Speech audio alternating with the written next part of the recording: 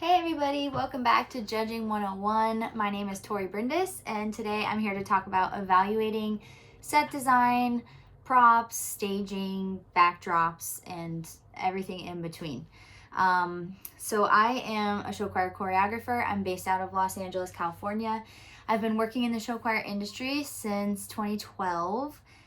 I grew up in Connecticut. I've danced my entire life. I was in show choir in high school and minored in dance when I was in college. And then right after college, I moved out here to LA to pursue a dance career professionally.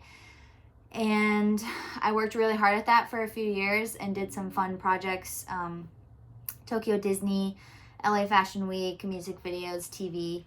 And at the time, I was assisting with a bunch of different show choirs for the first couple years when I started.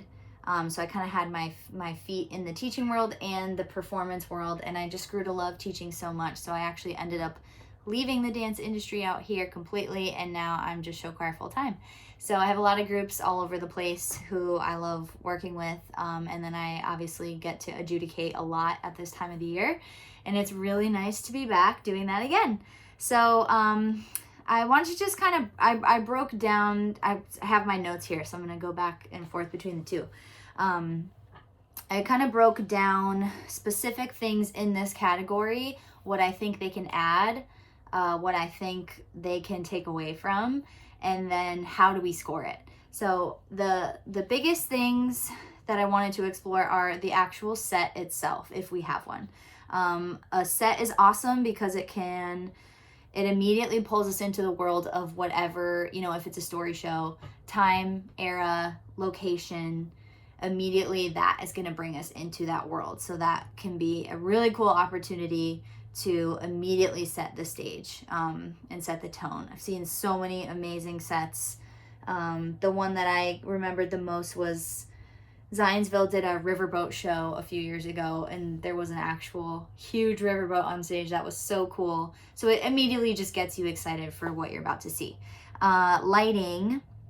Lighting is cool, and it is getting more popular now for both story shows and no story whatsoever alike. And lights are great because they definitely evoke a feeling or a mood. Are the lights dark and moody? Are they light and bright and electric? Are they used to accentuate choreography or vocals?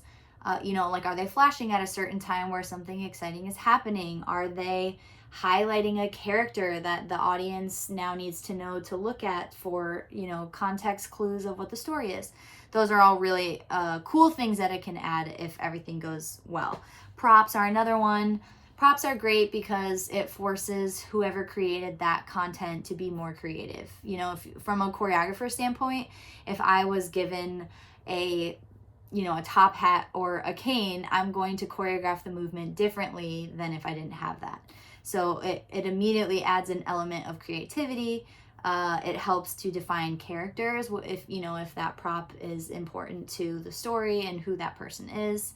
I've seen props used in really cool ways. I forget who did it, but there was a diamond heist show. So the prop, the diamond, was being passed around the entire time. It just, adds another element of just something that's cool and exciting.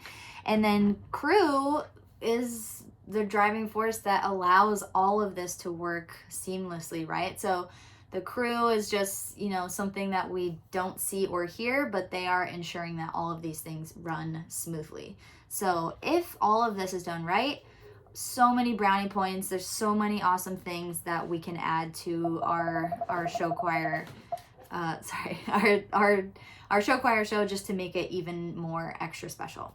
The negative side of this works in the same way. So with our set, with our lights, with our props, if these things are not working properly, the biggest thing is that it's obviously just a huge distraction. So I'm thinking of, I'm watching a show and there are two giant video screens, and one of them is working correctly and then the other has a huge error message on it for the first half of the show. That is something that's going to be really distracting for me as an adjudicator, because I'm going to be looking at that screen and not being able to focus on what I'm actually adjudicating, the singing and the dancing, and so that can really take away from it. If we're maybe sound effects, if we have some really cool sound effects that are made to accentuate what our story is or what's happening on stage, maybe it fires at the wrong time. Maybe somebody played the wrong sound and it throws off the performers, and then that kind of,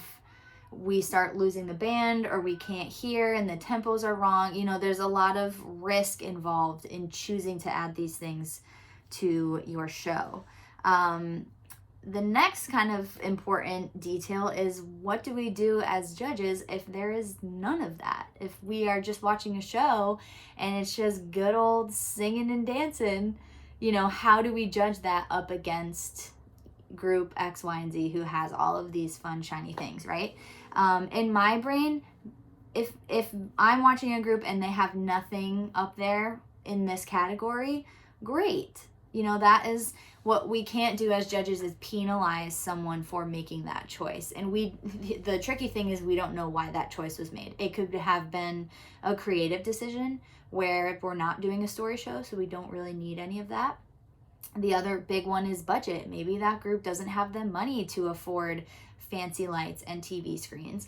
So what we can't do is say, I'm going to give this group that has all of this fancy stuff a 10 in this category, and the group that has nothing a 5. That's completely unfair and something that we should not be doing. So if there is, if you're looking at your score sheet and, we're looking for a place to put this information, how we feel about it. For me, that goes into overall effect. There's usually some type of show design, show element, overall effect category at the bottom of the sheet. And that is usually where I will put, my points for how I feel how all of this worked out. And how do we score it is the big question, right? So in my brain, the questions I ask myself are, did these things work or did they not work? If they had something extra that they wanted to add to the show and it worked out great and it made it even better, awesome, brownie points for that. If something really distracting happened that really took away from my opportunity to judge to the best of my ability what I'm seeing, then I'm probably going to score down for something like that, because it really distracted me from the job that I needed to do.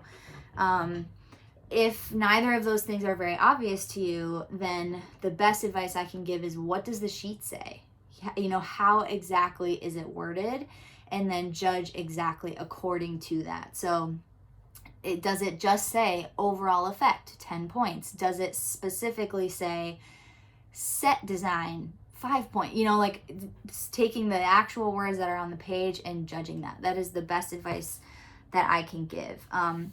Use your judgment and be fair. For me, a lot of what I judge is based on, within the context of what I'm reading, of how it's worded. How does that show make me feel, right? Did everything go so well and I just loved it and I had the best time ever watching it? Or, did something leave me feeling off at the end, and why was it? Was it because that one TV screen was malfunctioning? Try to put your finger on exactly what it was that made you feel that way. That's kind of the best advice I can give, is just read the sheet and do exactly as it says. But, taking into account all of these things, there's some really cool opportunities for groups to add all of this fun stuff to their shows. And a lot of people are doing it nowadays. But we also just have to remember how show choir started. And if someone decides to do, just a 5-song roulette show and they sang and danced amazing, then good for them. And we can't, you can't really compare apples and oranges. So yeah, I guess that's kind of all that I could speak to on this. It is such a small category on the sheet.